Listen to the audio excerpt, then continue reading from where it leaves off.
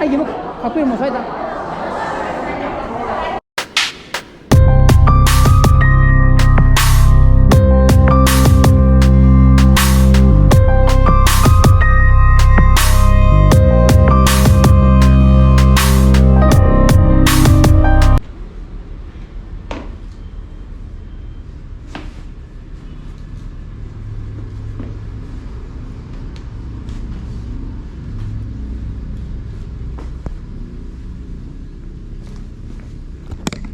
Come on, let's go. Sasia, tuh ko.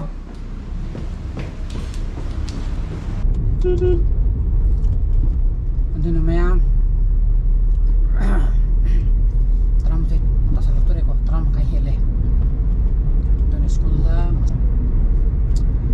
Farewell party ko. Ato gini sarili. Pagi stop pa ma. School stop, early stop right there. Do you see farewell? As usual, chak ni tuk di je ko. Ngan dam. Sharing di aure kang ne. Kai no da. Always time sharing je dum yaw bune ko. Aduga kuis mana farewell to buje. Chak ne ko school da. School gi any farewell party chak ama tawraga ko. Adagi mayamna contribute tawriba paisa dagi khudol por ma ki fama dane pirega taweba ko function je mamang da ju video dum yaw bane ko aduna saring bi yawre ko masi je ngarang saring thagale ba ko nangi ju dum yaw male ai ningjang dre dum ta salu gi ga saksa balora ga mu thawak ma mu hai to ko ya bara yeng ge ba ko jikti salu sare ko ngarang si ainan weather ai di temperature yemgo ngarang ga ngasi ge maximum 30 we ko 30 degrees celsius ji april hok tanga ri ko me chun di segai dori ko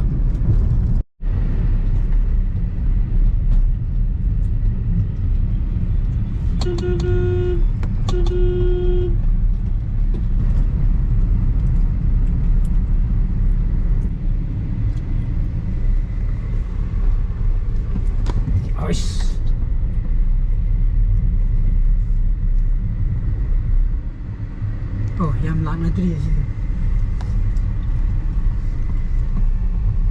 Supaya nak kam lagi. Agizina section ko. Sari, ay satumnya ada ko. Sabi na. All masagi hani mo ko. Hindi na. Kari phao ke. Nungai tabra.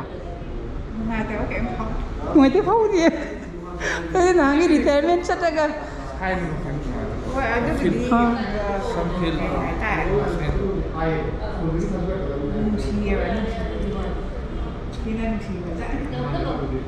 Pasi sini ko kay maybe na mani ka masih magi farewell party. Masih kerja ni ka.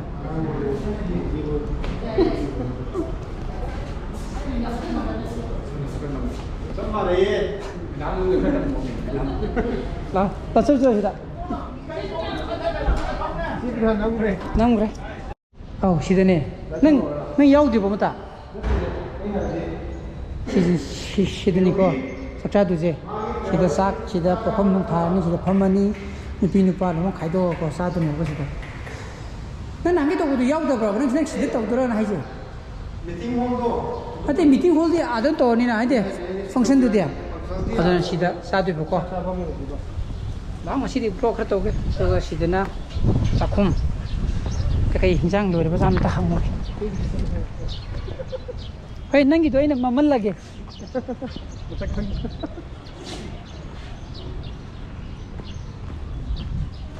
Ayo kui na nam da ba. Aje kak na. Nam pa ni ka. Sang di thok me aman. Tati tha do kholo re. Oh. Hinjang no muk lu bi ro boi ga. Phare ni de. Song ji ni nei na hone etek tuk du je. Saring ji ni ne. Di tere di pare de ne. Mamna. ꯑꯩꯈꯣꯏꯒꯤ signature ꯀꯩꯅꯣꯗꯤ ꯌꯥꯎꯋꯦ ꯍꯦꯛ ꯃꯨꯛꯇꯨꯗꯤ ꯆꯥꯛ ꯃꯊꯛꯇ ꯑꯃ ꯊꯣꯡꯕꯗꯣ ꯑꯥꯎ ꯏꯁꯤꯡ ꯌꯥꯎꯗꯕꯤꯗ ꯆꯥ ꯂꯩꯕꯗꯣ ꯉꯥ ꯍꯣꯔꯦꯟ ꯆꯥꯛꯂꯨꯛ ꯃꯊꯛꯇ ꯑꯃ ꯊꯣꯡꯉꯛꯈꯤꯅꯦꯕꯀꯣ ꯉꯥ ꯑꯃ ꯃꯗꯨꯗꯤꯅꯦ ꯀꯩꯅꯣꯒꯤ ꯑꯩꯈꯣꯏꯒꯤ ꯀꯩꯅꯣꯒꯤ ꯁꯤꯒꯅꯦꯆꯔ ꯃꯨꯚ ꯍꯥꯏꯁꯦ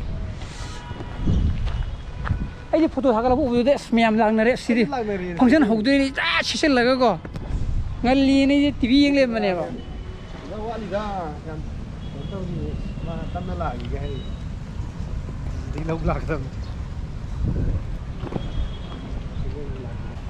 ꯑꯗꯨꯅ ꯐꯪꯁꯟ ꯃꯇꯦꯛ ꯑꯃ ꯇꯧꯔꯅꯤꯀꯣ ꯑꯗꯨꯒ ꯆꯥꯛꯀꯤꯗꯤ ꯂꯣꯏꯔꯦ ꯑꯗꯨꯒ ꯆꯥꯔꯅꯤ ꯐꯣꯟ ꯇꯧꯔꯒꯦ ꯀꯥꯎꯒꯂꯦ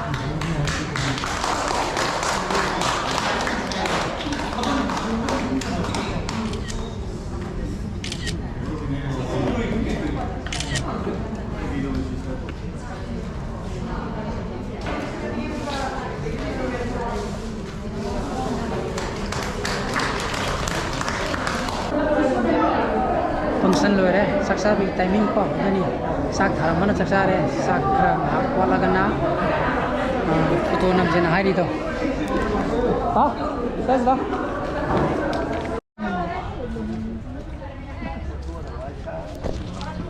ꯍꯣꯔꯦꯟꯗꯤ ꯀꯩꯅꯣꯗꯤ ꯋꯥꯏ ꯆꯥꯔꯅꯤ ꯒ꯭ꯔꯨꯞꯇꯗꯤ ꯑꯩꯗꯤ ꯁꯨꯝ ꯆꯟꯗ꯭ꯔꯦ ꯒ꯭ꯔꯨꯞꯇꯗꯤ ꯋꯥꯏ ꯆꯥꯔꯅꯤ ꯍꯣꯔꯦꯟꯗꯤ ꯐꯣꯇꯣ ꯀꯩꯅꯣ ꯄꯤꯛꯄ ꯑꯩꯈꯣꯏꯗꯤ ꯒ꯭ꯔꯨꯞ ꯆꯟꯗ꯭ꯔꯦ ꯈꯔ ꯀꯛꯊꯠꯂꯛꯑꯣ ꯀꯥꯟꯗꯕ ꯃꯌꯥꯝ ꯑꯃ ꯌꯥꯎꯔꯝꯒꯅꯤ ꯀꯛꯈ꯭ꯔꯕꯅꯦ ꯑꯃꯨꯛ ꯑꯗꯨꯅ ꯐꯣꯇꯣ ꯍꯥꯏꯕꯗꯤꯅꯦ ꯁꯤꯗ ꯐꯣꯇꯣ ꯃꯌꯥꯝ ꯀꯥꯞꯅꯩꯁꯦ ꯍꯣꯔꯦꯟ ꯑꯩꯈꯣꯏꯒꯤ ꯁ꯭ꯀꯨꯜꯒꯤ ꯒ꯭ꯔꯨꯞꯇ ꯊꯥꯒꯠꯅꯔꯛꯀꯅꯤ ꯍꯥꯏꯕꯅꯤꯗꯀꯣ ꯑꯗꯨꯅꯤ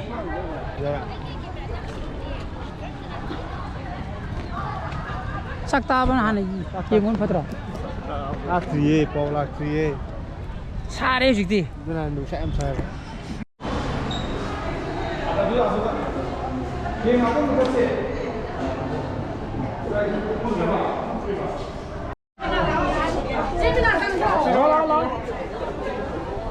ꯈꯨꯠ ꯍꯥꯝꯃꯨꯕꯖꯥꯠꯅꯤ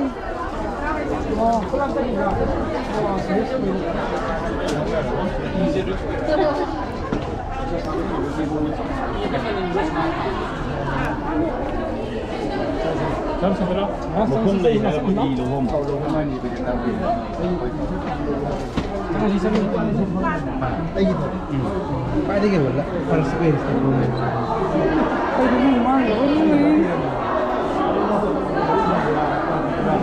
ꯑꯩꯒꯤ ꯑꯃꯨꯛ ꯀꯛꯄꯤꯔꯝꯃꯣ ꯁ꯭ꯋꯥꯏꯗ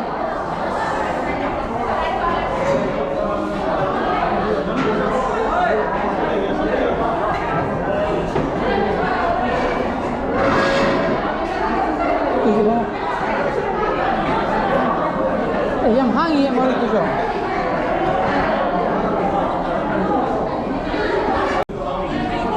Aku ya lah.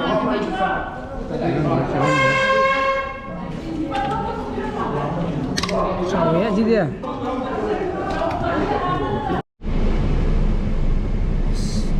Sắc xa vào luôn đấy, co. How đấy? Cái limitation là xa cái đâu này, co. Cái chúng tôi cái limitation là cái xa đấy, co. Limit tay tay này. Từ xa đi này na. Cái gì phụ dân đấy. Phải lấy cái. Đó na, mayam chúng ta hẳn bắt ta đấy, co. Đó na mayam. Thaba mà tàu bắt ta đấy thì, government job bồi ra, mà bồi ra co. Retirement hay là gì đó. Aku le, oh itu macam retirement lagi ni. Aduh namanya,